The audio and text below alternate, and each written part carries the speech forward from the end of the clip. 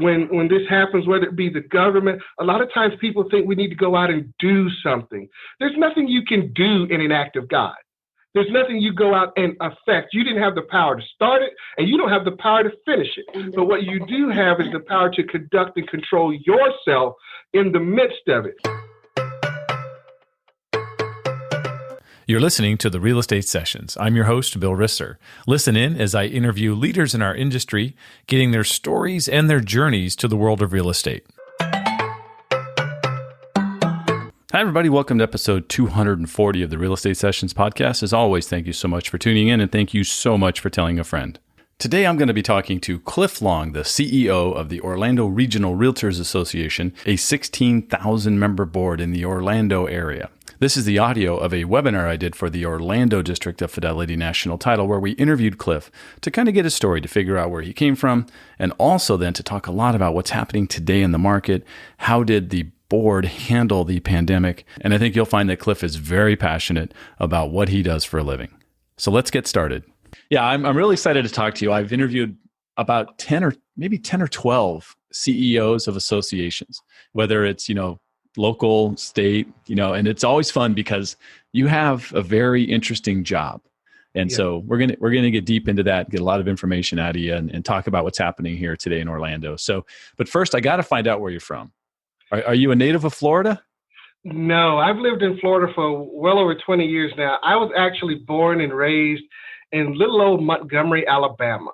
Awesome. I was born there. My family's been there for generations now. They all migrated there at one point in time, but I was raised there, went to school there. Montgomery is home. Most people in the real estate industry, and I think you know this, it wasn't like on their radar when they're growing up, right? No. So I want to know, 15-year-old Cliff, what were you thinking? What were you going to do? 15-year-old Cliff was a very good athlete. He was a very good student. And he was thinking that he would probably be a doctor or play professional sports. I was really good at football and baseball. And so those were my part-time things. And at that time of life, my mother was trying to make sure I was well-rounded, so she wouldn't let me play football unless I took piano lessons. So I was... don't tell it. I know this is broadcasted, but I was forced to take piano lessons and ballet. So, Wow. Every Tuesday and Thursday, Mom made me take ballet, stunts, and tumbling before football practice. And it was the only way I was going to get to play football was if I played piano and was in the band. And my mother was a teacher, so arts and things of that nature were intrinsic to her as well. So I was dreaming of being a doctor one day and also playing professional football. Didn't have a care in the world and certainly didn't know anything about a realtor. Can we just pause here for a minute, Bill? Yeah. Like all I can picture is Cliff as a ballerina. Well, I want to know this. Get it out of my mind. You had to take some grief from guys on the team. I'm just guessing. Teenagers. No one knew.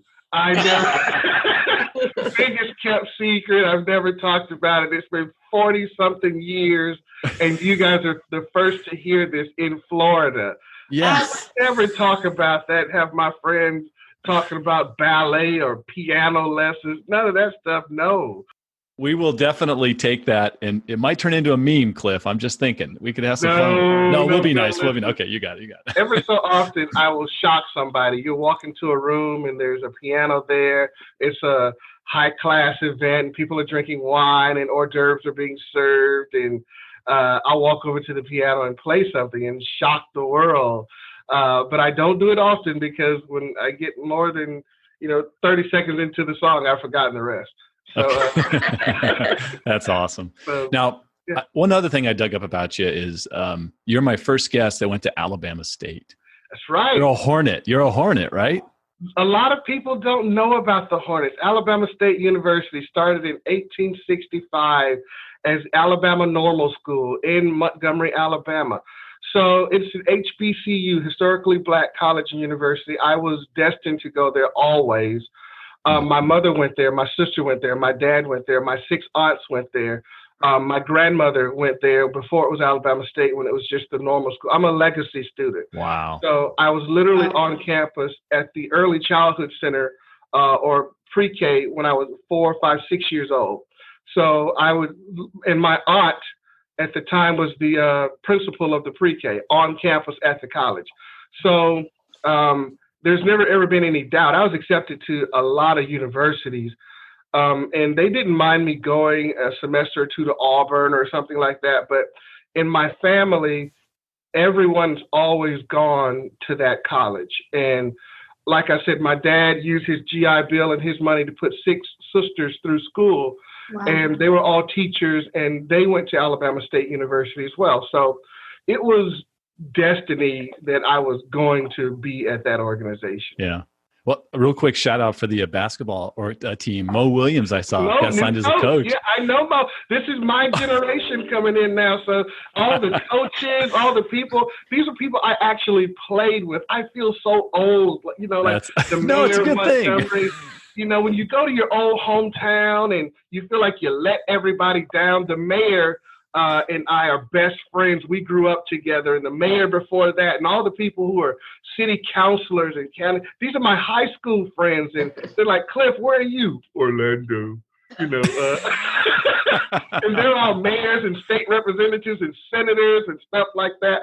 But it's all good. It's all great. That's great. I love that. Well, you're important to us. You're important to us, Cliff. Susan, I love you. Thank you so much. It's okay because they call me when they need a job. Yeah, exactly. Exactly.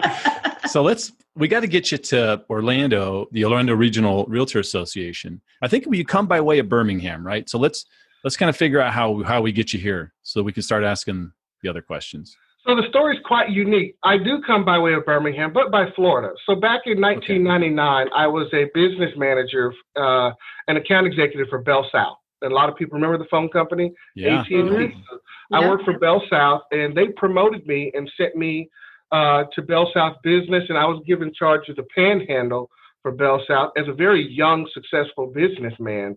I developed a knack for it when I was in Montgomery. So I worked with BellSouth in Montgomery, and they promoted me, and they sent me to Florida for the first time in 99 and 2000. So I had everything from Escambia County to Duval. The entire panhandle of Florida was my region.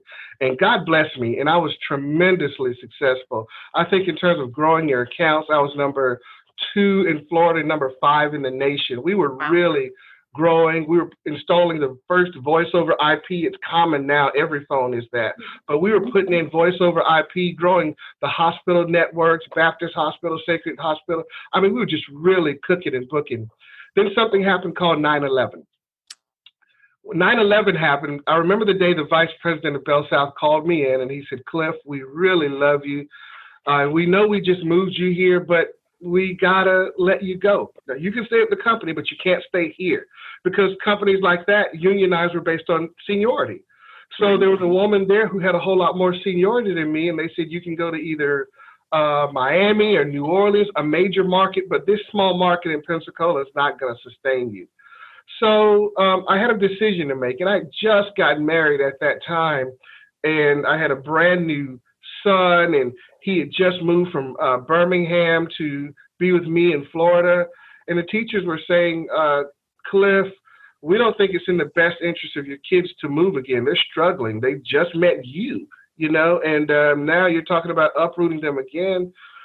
So I had a choice, and I took a severance package, and I left the job of a lifetime. I was literally being mentored by the chief diversity officer in Atlanta. I knew I was going to be in the C-suite of AT&T. I'd already been identified. They were going to pull me up. I was going to have the office with the brass doors at the tower downtown Atlanta. My life was where I wanted it to be. I had the AT&T Gold American Express card. I was flying all over the world. I'm serious. They told me I'd been promoted more times than any other minority in the company's history inside of a couple of years. My career was on fire. And then all of a sudden, this whole daddy thing jumped in. And they said, you gotta make a choice. So I took a severance package and resigned my position with AT&T. It was rough. It was very rough. I'm not going to lie. I paint no rosy picture. I lost everything because I was very young, and I'd walk around with $2,000 or $3,000 in my pocket. I didn't know anything about financial literacy because I grew up with a silver spoon in my mouth. I always gone to college. I always had anything. I was groomed to be the CEO. I don't have that story to tell, Bill, that I came from the school of hard knocks and things were tough for me and all that. Right. It was never tough for me. I'm not going to tell somebody else's sob story. I wouldn't know what the ghetto looks like. My mama made sure that I had the best of everything. At 15 and 16, I went to Europe to study for the summer. I was in Toledo, Spain, and London, and Paris. I'd been all over the world by the time I was 16 because my mom wanted to raise me in a better environment than she'd raised my older brother who come up through civil rights. You understand what I mean? So She made sure I had the best of both worlds. I was bred to be an executive. So here we are now on tough times. I lost everything, the house, the car, and you got to be remade again. And at that time, you learn who you are. And I'll fast forward that story some because there did come a time when I needed to learn how to empathize with the next guy. I needed to learn what it was like to be down because I've always been up. And I fought through it. I got not one, but 2 jobs. I learned that everybody didn't make 6 figures at 27 years old. And I worked my butt off. I got myself an insurance license. And when I got the insurance license, I started selling life insurance like they just invented it. I was so thankful for my second step. I was knocking on doors, going to people's houses, anything to feed my family because I had lost it all and they trusted me. And so I was learning what it's like to lose it all, what it's like to not have anything. And so by day, I was selling insurance, and then by night, I put my boots on and my jeans, and I went and worked for UPS, and I scuffled and scraped and clawed my way back up out the hole, back up out of the old beat-up townhouse I was living in now with the rats in the back. And I started volunteering at church. And when I started volunteering, I decided, hey, I'm going to give my life to God again. I want to have some substance. And I started volunteering. When I volunteered, my pastor at the time said, Brother Cliff, you've got all this energy and business acumen. We want to start a CDC, a Community Development Corporation, and we want to do affordable housing and community redevelopment. And so I was like, okay, I don't know anything about affordable housing or campaigns or politics, but I'll do whatever you want me to do. Mm-hmm. And so I did it. And all of a sudden, one day, Jeb Bush was hiring. And the qualifications that Jeb Bush was looking for, I'm dating us now back in 06, 07. Well, you're dating you, not us. You're dating this is your story, not ours. I'm the youngest one here, so. All right, Melody, all right. Well, the governor was looking for a spokesperson, and the qualifications that he was looking for was someone that knew insurance and housing. Man, I was number 80 of 80 people interviewed, and I showed up 2 hours late for the interview. And so I'm sitting there in the lobby, and there's the director of the Department of Financial Services, who at that time worked for Tom Gallagher, if y'all remember, CFO Gallagher. And they're sitting there, and they're laughing at me. They got me out in the lobby. They're like, look at this jerk who showed up 2 hours late, and he thinks that we're going to hire him. But I had got everything screwed up between Central and Eastern time. Remember, Pensacola, I was just off. It was an innocent mistake. So I'm sitting there in the lobby, but while I'm there, in any state organization, they got all their brochures on the wall, everything. And so for 2 hours, I'm sitting there and I read everything that they have on insurance and fire and state fire marshal and everything. So just to satisfy, they said, come on in, let's give this guy an interview. Now, remember, I'm number 80. They said, they didn't even give me a real interview, Bill. They said, give us a speech on insurance. What'd you do that for? My minor was public speaking, and I had just read everything on the wall for 2 hours. I told them more about the state of Florida and its services than they knew. I had it all memorized. They hired me on the spot after being late. I go, the next thing I know, I'm meeting the governor, I'm meeting the CFO, they're falling in love, and I'm running the Department of Financial Services. And just imagine in your mind how a movie plays out. Today, I'm speaking on behalf of CFO Tom Gallagher. Today, I'm speaking on behalf of CFO Alex Saint. Today, I'm speaking on behalf of CFO Jeff Atwater. Today, I'm speaking on behalf of Governor Bush. Today, I'm speaking on behalf of Governor Scott. And because I stayed out of politics, my life is just rolling on, until one day I get a phone call from one of the former leaders of the state saying, Cliff, what are you doing? And I said, I'm still sitting here. And she said, the gig is up. It's time for you to leave the Florida Department of Financial Services. And I said, I like it here, but I was always a tremendously loyal person. And I'll leave names out because these people are very prominent lobbyists and people you will know. And so she said, she was my mentor. I said, well, where am I going? She said, you're going to the Realtors. And I said, I am? She said, yeah. And she said, I want you to send your resume to this person. You're way overqualified. You're running a state office. They're looking for a government affairs director. And so I said, well, okay. I sent my resume to the Realtors, and I can remember when they came back and they offered me the job. And so now it's around 2008 or 9. It's a dark room. I'm sitting in Tallahassee, and I'm cutting this story off. I'm sitting in Tallahassee, and I don't know if you guys remember Alex Fink. She's a former deputy CFO. CFO Fink's awarding me the state productivity, Davis Productivity Award. And I look at her and I say, CFO Fink? She said, yes, Cliff. And I said, in the politics is getting ready to start playing in my life. She said, I said, CFO Fink, I got to let you know something. I've been offered a job from the Realtors. It pays about $15,000 more a year than you're paying, but I really like working for you. She's getting ready to run for governor against Rick Scott. And I said, I'd like to continue working for you. Will you hire me? And CFO Fink looks at me in that dark night in Tallahassee. She said, Cliff? I said, yes, ma'am. She said, you take that job. And I said, why? I like working for you. And she said, a recession's coming. And remember, she'd been the former president of Bank of America. She said, a recession's coming. And I'm not going to be giving raises. I'm going to be laying people off. And I said, really? I took that job. 2 weeks later, she got rid of my position statewide. And ever since then, I took over as government affairs director for the Realtors in the Panhandle and the Emerald Coast Association. I was there a couple of years, and the CEO there resigned to take a position back down here in South Florida or in the Central Florida area. The board of directors came to me and said, Cliff, you've been our face all these years. Will you step up and be CEO? I took the job as CEO.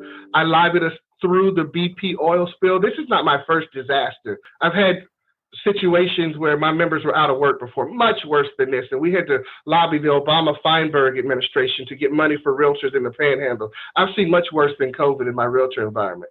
So we lobbied the realtors through the Panhandle. They gave me a contract, but then I got this wild hair up my butt that my mama needs me and I need to go back to Alabama. And the Birmingham Association was looking for a new CEO. So I applied for the job, and they gave it to me. And I was in Birmingham for 5 years. And then, let me tell you, you just realize you ain't from Alabama no more. Things You'd seen Florida, huh? You'd seen Florida. I saw Florida. Politics, I've been in lobbying and government affairs. You can take the most right-wing, staunch Republican here in Florida. They can be against everything, and you put them in Alabama, they call that a liberal. You just realize, because when you grow up in it, you don't realize it. But once I was there, I was like, whoa, I love my people, but we got some stuff going on around here. And I started missing the sand and the sea and the water. Remember, I've been at the beach for 15 years, literally. And I was like, I ain't going to sit here and fight these battles. I'm going back to Orlando, Florida specific. And so when Orlando's CEO decided she was going to retire, I had to have the job. And that's my career in a nutshell. Lord teaching me lessons and regrowing and learning who I am. And that's it. That's a great story, Cliff. Yeah, you Absolutely. and I, we'll have a conversation next time I get to travel over to Orlando from St. Pete. I'd like to sit down with you a little bit. Yeah, that'd be great. So let's talk about what's happening today, because you mentioned you've managed through crisis before, and that's a huge advantage for you. So let's talk about maybe like early March. It's becoming apparent to all of us. I mean, Susan had to take some drastic actions with staffing, as far as were we working from home or were we working, in the office? What did the association have to do at that time to get ready for all of this? So we were able to see this happening and coming. The Association of Realtors is not just confined to Orlando. We have a lot of global business that we do, and we started to see things happening globally. You start to see your markets dry up, and you start to hear, I've got Chinese realtors. I've got people here that are members from all over the world, and the people in my ear aren't just Floridians. They're telling me what's going on. And so what we did was we began to tell our people to just stay calm, first of all. I remember when this started hitting, and the leaders were coming to me, Cliff, what do we do? What do we do? And because I'd already had the hindsight of what happened years ago when the market crashed in the Panhandle because of the oil spill, I was able to say to the leaders, just relax. The current will take you where you need to go. Wow. When this happens, whether it be the government, a lot of times people think we need to go out and do something. There's nothing you can do in an act of God. There's nothing you go out and affect. You didn't have the power to start it, and you don't have the power to finish it. But what you do have is the power to conduct and control yourself in the midst of it. So what I didn't want was for the realtors to run out and start doing stuff or thinking that they had to do stuff. The association was insulated. We began to, the first thing I did was I didn't close the doors, and I made it mandatory for my staff to come to work. Now, that was the exact opposite. But you see, I had almost 50 staff here, and I got 16,000 realtors. And with the 50 staff, people were wondering, Cliff, why aren't you telling people to go home? And the reason I wasn't sending anyone home was, Bill, when you work, and Susan and Melanie will tell you, you spend more time at your job than you do at home with your friends, with your family. Well, for 8 to 10 hours a day, I knew where my staff was. I had them quarantined right here at Aura. Turning them loose to go home was the thing that I feared the most. And so I kept them quarantined here at work for as long as possible until the local government said we had to stop working. And so at that point, I gave them all the speech, the one that, fathers give their children when they go off to college. Listen, I don't know who you're going to meet or who you're going to come in contact with, but it's a big world out there. I want to stay home. Don't go out in the streets. And with our realtors, we began to tell our realtors immediately what the safe practices were, what not to do, and to make sure that we were present for the decisions made with local government. Again, with an act of God, you don't go out and do something, you react. But the thing you do the most is control the overreaction, Bill. And that was what was most important, stopping the overreaction. Yeah. Susan, you have a question? I have a statement. Apparently, Cliff has a hard stop at 10 o'clock. We have 3 minutes, so make good use of them, Bill. Hold on. I'm the boss. I'm just telling you that Christine just sent me a text, and it said hard stop. Stop it. I'm just getting rolling, Christine. I'm just getting going. So awesome. Just a few more minutes. But that's what we did. We literally, we reverse quarantine. Everyone in, and let's sit tight for a while. Love that. So let's talk about today. What do you feel like we're at today, right? It feels like, the state's opening. I think I can tell you, and Susan can tell you, Melanie can tell you, that we've been doing business. And actually, I think better than we all thought back in early March, right, Susan? And so I think the realtors are feeling the same thing, that those that are working hard and are staying connected are having success today. Right. So what are you saying to your members? So let's talk about why they're being successful. Okay. If you picked up your telephone right now, and I think I did this with Susan in the past, and I told you to punch in airfare. If you put in your app or your app store, then you punched in airfare, the first thing that's going to come up is Travelocity, with Expedia, cheap tickets, Priceline. That's what's going to come up. The aggregators. What won't come up first is Delta. What won't come up first is United or American, because the aggregators have gotten into that space. The airline industry went digital a long time ago. And so you don't even think twice these days if you use Travelocity or Expedia, to book your flight. So consider this. When you pick up that phone today and you type in real estate, well, the first thing that comes up is Zillow. The first thing that comes up is Trulia. The first thing that comes up is, used to be Purple Bricks, no longer, but Open Door, OfferPad. But what doesn't come up first is Coldwell Banker. What doesn't come up first is ERA. What doesn't come up first is Remax, because the aggregators are in that spot. The world had already migrated to an iBuyer platform. The digital platform was here. And my greatest fear was that my members were still in the old days. They were still back there trying to do things the old way. So in many ways, what COVID did, it forced my members into the digital age, the age that they were resisting, the age where the iBuyer was taking over the platform and realtors in terms of value were being replaced. Now they've been forced into the space that I wish they had been in 3, 4, 5 years ago. There's always the light at the end of the tunnel and the good thing that the acts of God will do for you. You never waste an act of God. Never waste an act of God. You're always supposed to grow when something like this comes your way. And so now the realtors are being forced into that digital space that they were avoiding. And guess what? They're thriving in it because the world had already been there, Bill. Everybody's been saying, come on, get your app. Come on, we're waiting. It's digital. It's on your phone. And they're like, no, I got 50 mail outs to put out here today. No, I'm going down to the YMCA and network. No, nobody's there. Nobody's there. Jump on this digital platform. And so now I'm less worried about the iBuyer platforms because my members are finally doing the virtual open houses. We're doing Roni closings. We're doing all the things that we should have been doing anyway. And We're catching up with our industry. So that's the why of what's going on. You know, Cliff, I love what you're saying. And I think that all that stuff they were doing at the Y, or they were doing, with the mail outs, they can do that online. You just got to take that relationship building and move it over here, right? Absolutely. You got it. So that's what's happening. I'm looking at this little renaissance happening, and they don't even know that the renaissance is happening. But you're being, the little chickadees are just being ushered into the direction that they were supposed to be going in anyway. This is the digital age, and we were doing things in an analog environment.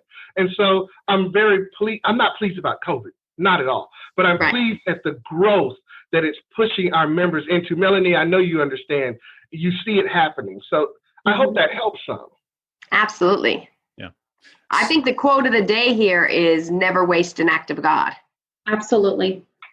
Never waste an act. Hurricane, tornado, they're just there to make us stronger, to bring us there. You know what? All the memes are joking about the divorces.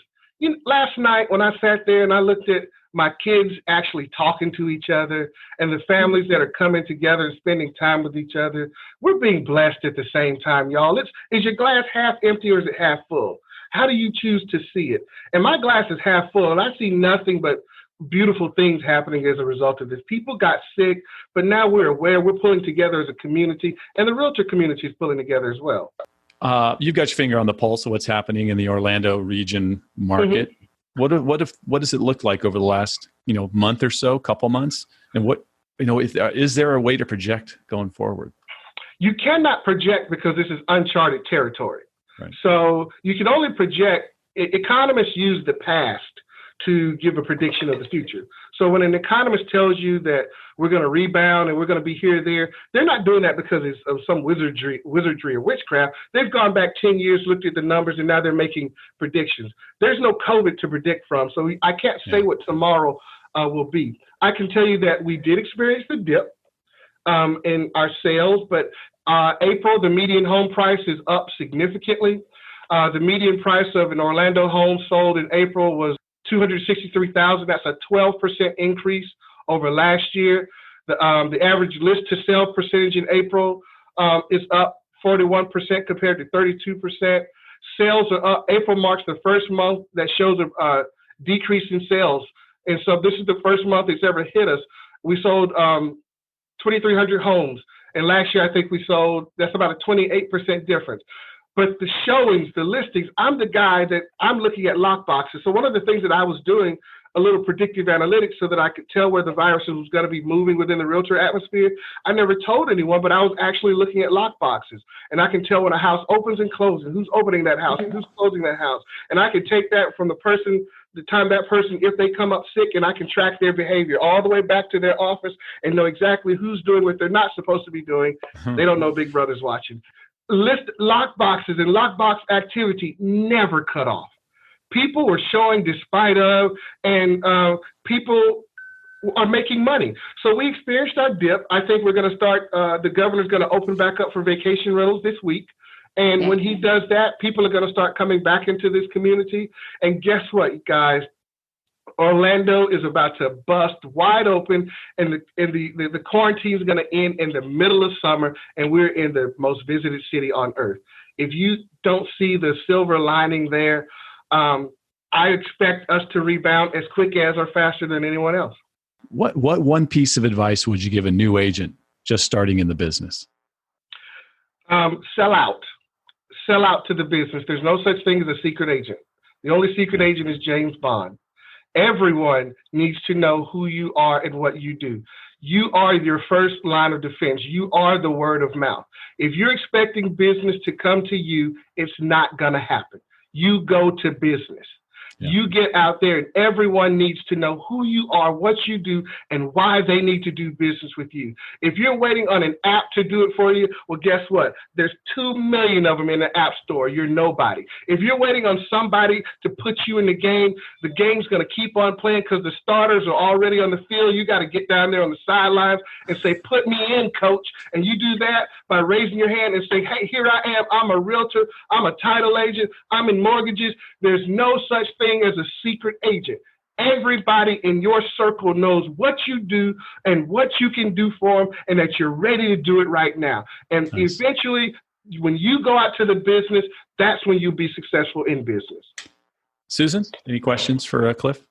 I just think this was amazing. And I'm not going to ask you another question because I am the one that got the text from Christine saying that you have a hard stop at 10. So this is what I want to say to you, Cliff. Where you came from, the journey that you've been on, and where you are and where you're going to take us. I'm a fan. So thank you so much. Thank you, Susan, Melanie, Bill. You've been outstanding. Listen, guys, there's no reason to think of anything negative is coming our way. And when it does, you mow through it. I've seen so much worse than this. But I remember the day when we fought and we declared we got well over $1 billion in stimulus for the realtors to survive in the Panhandle. We're in the busiest and most visited city on earth. Central Florida is. St. Pete, you've got the most beautiful beaches over there.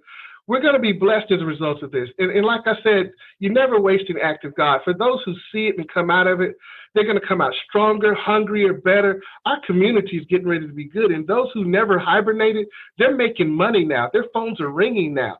So don't go out and tell that sad story about who didn't get the big piece of chicken when you were young and all this. And nobody wants to hear that. People want to hear that you can make it, I can make it, we can make it, we're going to do it together, and that we're awesome, we're a team, and that together we can't be beat. Tell them that. Lead them. I've seen the pits of despair, and I know what it's like to climb your way up out of it. And I told my God, hey, I'll never do that again if I ever get back on my feet. And I'm on my feet, and I don't have a sad story to tell anymore, only about how good life has been to me. I've got the same amount of people die in my life as everyone else, the same amount of people who tried drugs, the same amount of people who've been in car accidents, the same amount of people who've gone through all the tragedies. But you know what? I choose to see that God's been good to me, and I see the rainbows and not the rain clouds. So I want you guys to tell them rainbows, not rain clouds. Life is good. And if you ever need me or want me to come back on this show again, I am yours. Cliff, how do people get in touch with you? Reach out to me. I'm Cliff L at OrlandoRealtors.org. Cliff L at OrlandoRealtors.org, or you just call Susan. She knows my number. I'll see you at ballet class later. No, you won't. No, you won't. Don't you ever tell anybody else about that. Thank you for listening to the Real Estate Sessions podcast. To leave a review or rating, go to ratethispodcast.com/RE sessions. You can also subscribe to the podcast at your favorite podcast listening app. Finally, you can go to therealestatesessions.com and subscribe to our email newsletter and be notified whenever a new episode is released.